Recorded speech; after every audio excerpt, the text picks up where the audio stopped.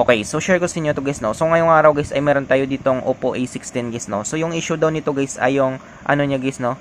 Yung volume niya guys sa taas guys, yan. So stock up na siya guys, no. So pagdating naman dito guys sa baba guys, yan. So okay pa naman siya dito guys, no, sa baba niya. Nakiklik pa naman siya.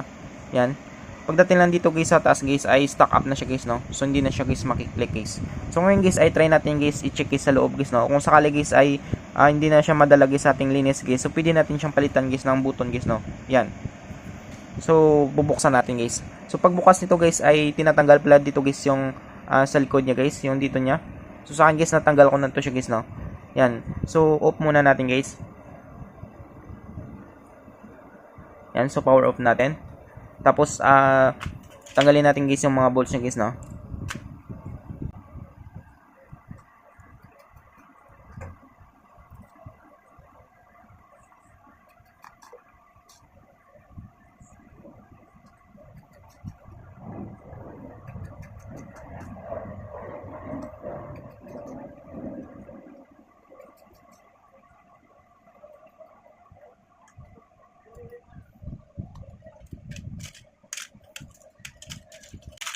So tanggalin natin to guys yung cover niya guys sa lens niya.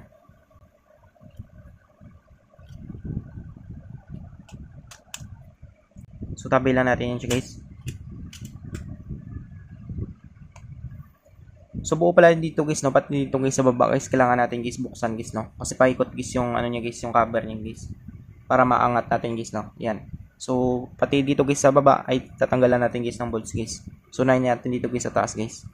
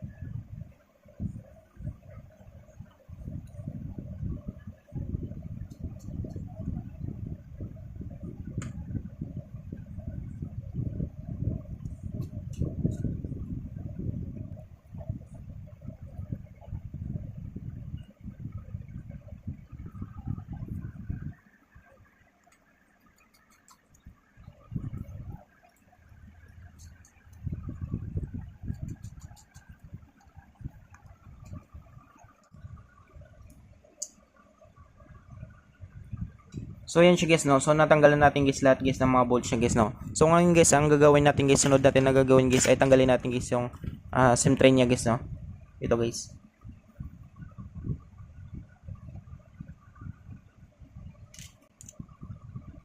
Yan, so tabi lang natin yan siya guys. Tapos dito guys, pwede tayo gumamit guys ng pang opening tools natin guys, no, para mabuksan natin guys. Or pwede kayo gumamit guys ng kuko nyo guys, no. So sa akin guys ay gagamit ko ako guys ng kuko guys, papakita ko sa inyo guys, no.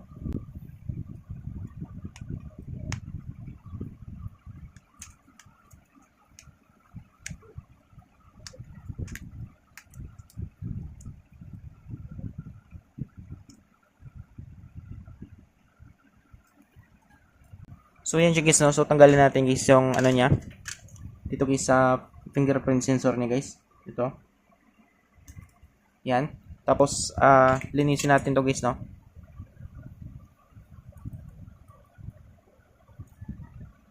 Yan, so try natin guys linisin guys, no.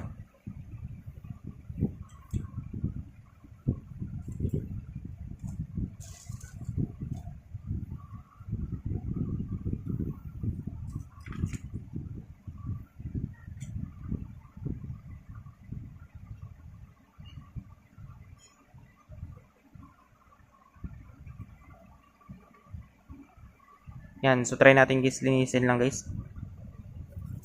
So kapag hindi na siya gumana guys ay papalitan na natin guys, no.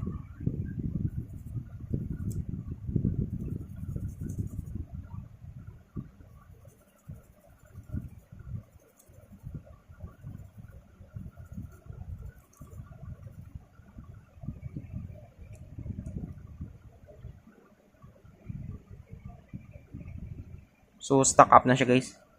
Dito naman, gumagana pa naman siya dito guys, no? Dito sa baba niya guys. Dito guys, stock up na siya guys. So, try natin guys, linisin lang natin guys.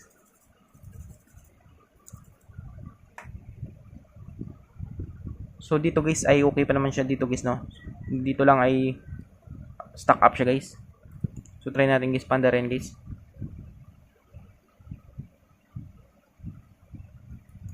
Yan. Hintayin lang natin muna guys, no?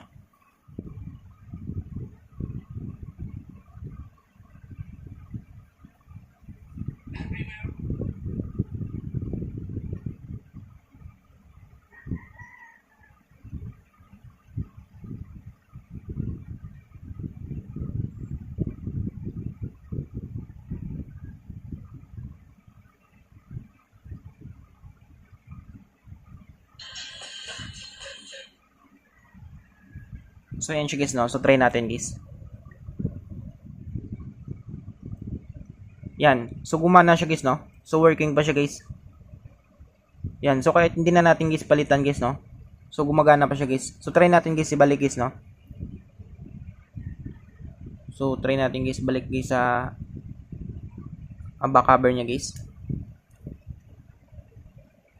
So, patayin muna natin guys. So, wait lang guys, no?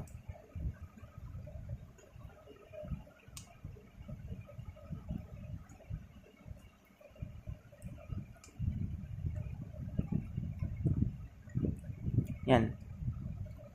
So, try natin guys.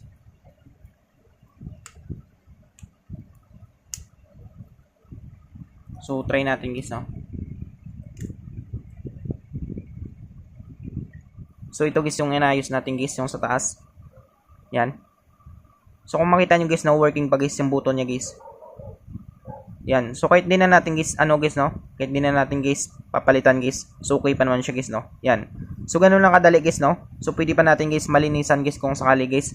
So, working pa naman siya guys kahit di na natin guys palitan guys. So, ganun lang kadali guys, no? Kung paano natin guys i-fix guys yung button natin guys. So, I hope guys na makatulong sa inyo itong video tutorial natin. Sa mga bago pa lang sa ating channel guys, no? Huwag natin guys kalimutan guys i-click guys yung subscribe at yung notification bell button para ma-update ko kayo guys sa susunod natin na video tutorial. Thank you guys and God bless sa lahat.